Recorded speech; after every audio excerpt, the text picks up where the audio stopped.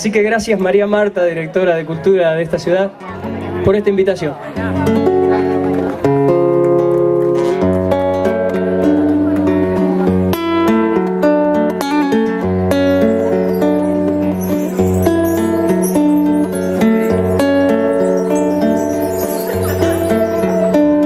Soy de una tierra hermosa de América del Sur,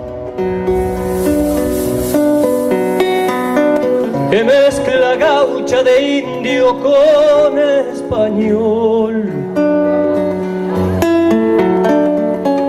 de piel y voz morochas bien mi guitarra, que al mundo van las coplas y me fui yo. Con un rumor de nido volaban tras de mí aquellos pañuelitos en la estación, pero soy peregrino y a mi nostalgia le canto así en la oreja del corazón. Vamos a la distancia, sí, que soy el trovador. Si la distancia llama, yo jamás veré ponerse el sol.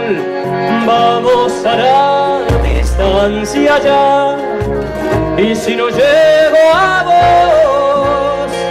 vos me darás mi alma de argentino y de cantor.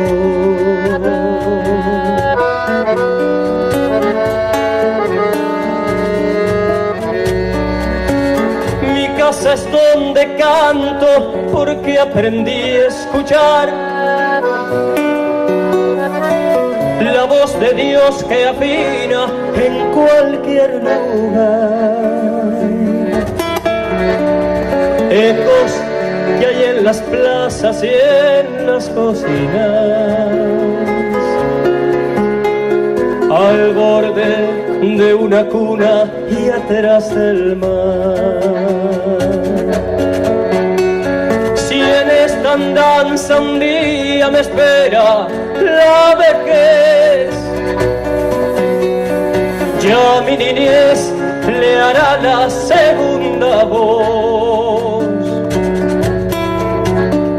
y al fin con dos gargantas a mi agonía le cantaré en la oreja del corazón.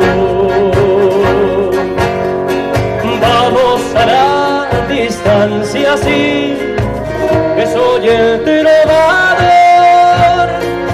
Si la distancia llama, yo jamás veré poner